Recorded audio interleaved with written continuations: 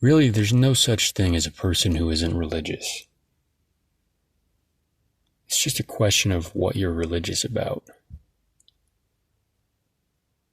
And I don't know if it's in your mind, your psychology, your soul, but there appears to be something structurally, unavoidably, in a human being that holds a place for worship or making something the center of its life. So some people's God is money, some people's God is status or science.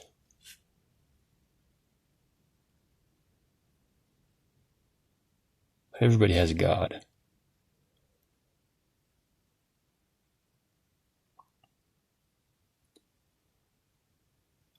But Western religion or liberalism or secularism is broadly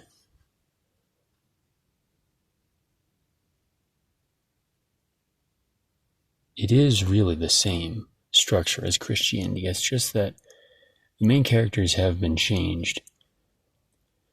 Instead of God, you have democracy. Democracy is the new God, which is to say that's sort of the one ultimate good thing that cannot be questioned.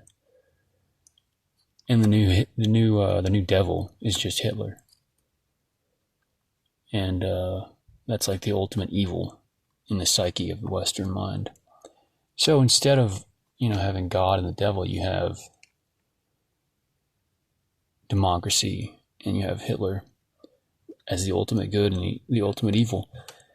And the way you know that too is because in America, every foreign conflict that we've gotten involved in the last, since World War II has been justified either by arguing that we're going to bring democracy to a region or we're going to convert the local people to democracy in the same way that medieval armies would have tried to conquer and convert people to Christianity. They really would have felt like they were fighting for their God, as many ancient peoples did. Well, the God of America is democracy. And it's not a coherent concept of democracy. It's just the word or concept democracy, which is void of any meaning. But you can look at our justifications for conflicts, and it's always some combination of we need to either bring democracy to these people and convert them to democracy, or we need to support the democratic power in the region. And on the flip side, you have this justification where you compare everyone to Hitler. In the same way that medieval armies would have said they were fighting evil or the devil, today we would say, well, we had to fight Hitler in World War II, and therefore we have to fight this other conflict. So everyone else becomes Hitler. Putin is Hitler. Saddam Hussein is Hitler. Everybody's Hitler. And obviously for anyone who reads history, that's laughable, and it's laughable, the idea that America even had to get involved in fighting Hitler in the first place in the actual World War, but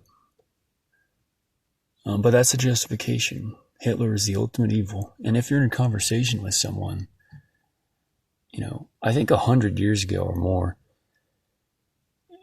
I think the average person, if they needed an example of ultimate evil, they would have said the devil. And now they would say Hitler. If you need a quick example of evil, you say, well, what about Hitler? And it's like that hypothetical, well, would you kill baby Hitler? Because in the Western mind, there's no one more evil than that. That narrative is beginning to disintegrate. A big part of it is because of the internet.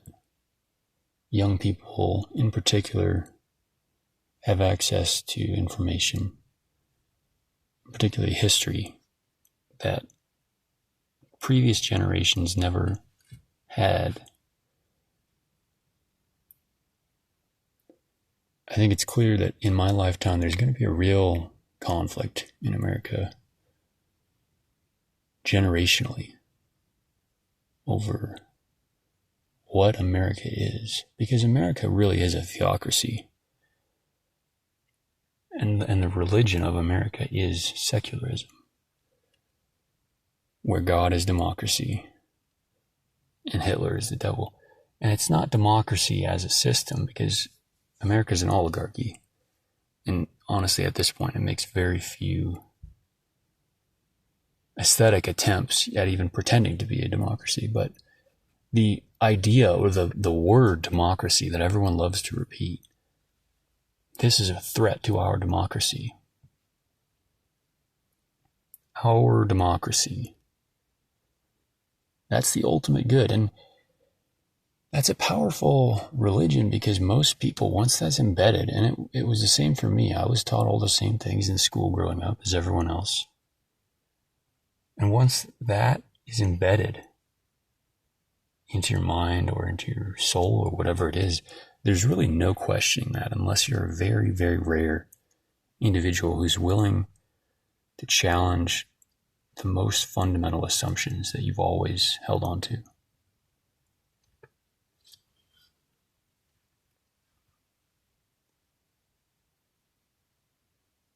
Very few people can do that. Very few people are interested in doing that. So I think for that reason, it's going to be a real generational divide between old and young. Because if you've been told something your whole life, and you've frankly been telling other people your whole life the same narrative, you're so emotionally invested in that, you're not going to change, you're not going to even consider changing your perspective.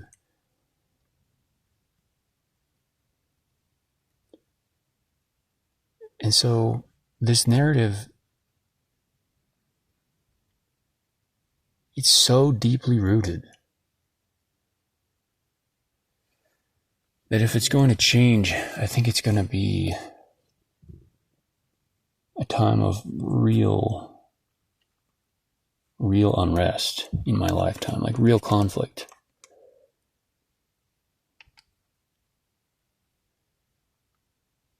Because you look at boomers, and boomer is really a state of mind. Because many millennials and Gen Xers have the same state of mind. They've more or less followed the boomers in their mindset about everything.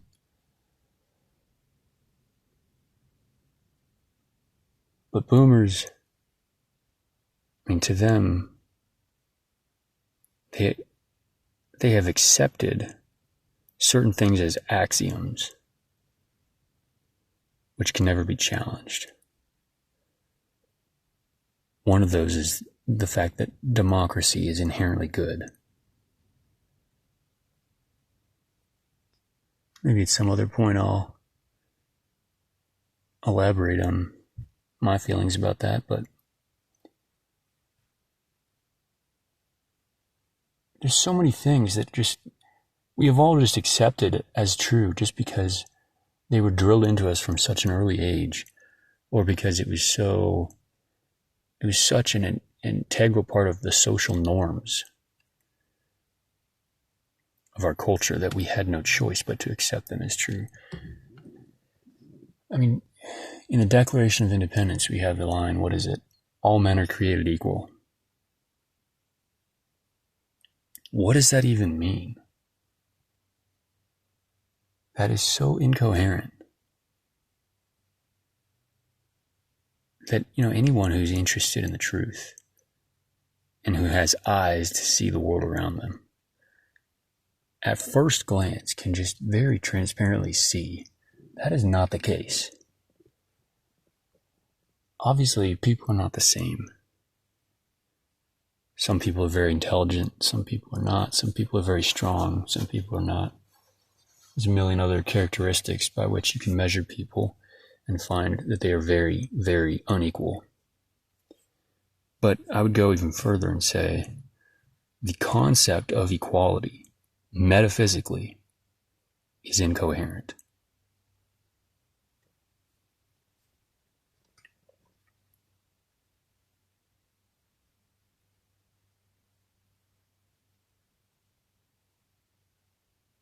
there's no such thing as equality. Now, the boomer con might say, if he's like a conservative boomer, he might say, well, maybe people are socially unequal, but we can at least give them equality of opportunity or something like that.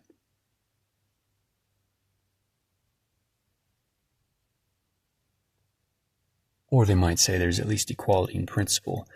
Whereas what I'm saying is that equality is not even coherent as a principle.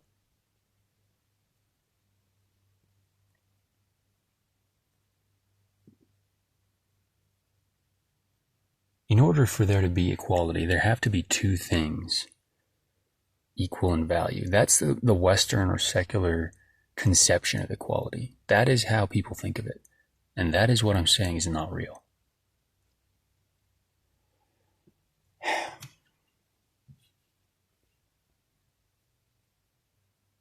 Now, people will say, okay, well, what about in math? A mathematical equation certainly exists. You're not denying that. No, I am denying that. I'm denying that a math equation exists in the way that people conceptualize it. Because people have been completely misled about what a math equation is. Math is a beautiful thing, and it is a clue to the nature of the universe. But people have completely misunderstood it. An equation in math is not two different things that are equal in value. That's what we were all told it was in school. That's not what it is. An equation in math is two different ways of representing the same thing. If you've obviously done any basic algebra, that's very obvious. But we're still implicitly all given this assumption that you can have two different things that are equal in value. I'm an extremist, and I'm going as far as to say you cannot have two different things. You cannot have equalness, and you cannot have value. Those are all illusions. Now, is it sometimes useful in practical life to attribute value to things? Yes. Or to, refer to things. Obviously, I can look out the window and see two trees. Well, those are two different trees. On a low-level practical sense, yes. But ultimately, it's incoherent to say that there's any separation between anything.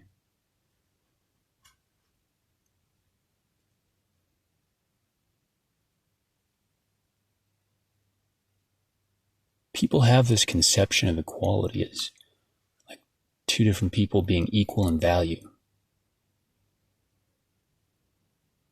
And kind of like their conception of rights, which is a whole other discussion. People have this idea that we're equal in value, like people are fundamentally equal in value. And that's like a principle of liberalism. I'll use the term secularism, which I think is maybe the best term to describe what I'm attacking.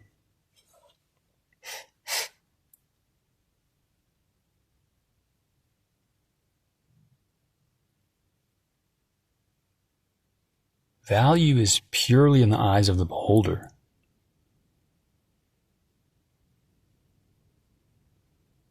It is incoherent. It is completely baseless to make any kind of claim of objective value.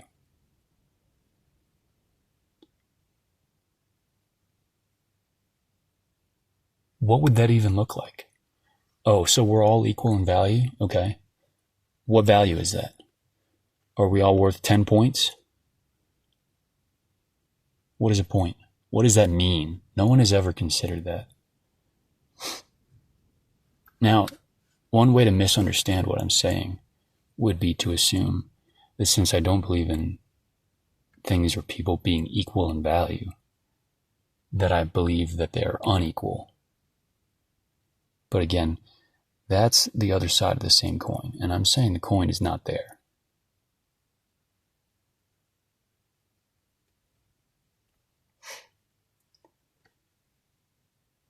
it's not coherent to say that everyone is equal in an ultimate sense, metaphysical sense. It is also not coherent to say that one person is better than another in an ultimate sense or in a metaphysical sense.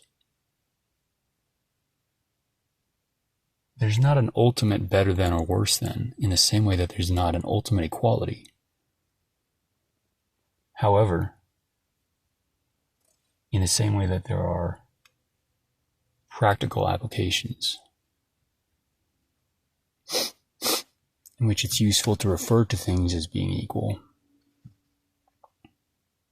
or equal in value, there are practical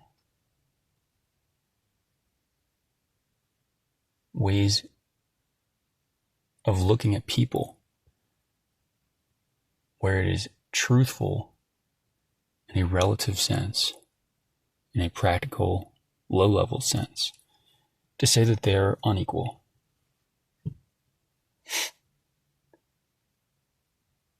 If there's a man who is an incredible artist, just spends his life devoted to creating incredible art that everyone loves, or frankly, whether everyone loves it or not, and you contrast that with a man who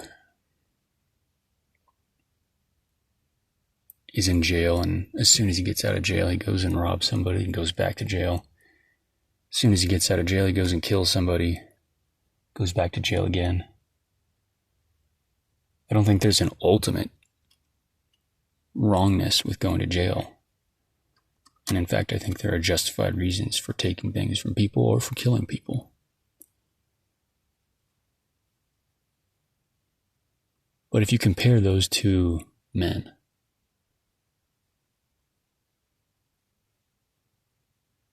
it would not be accurate to say that those men are created equal.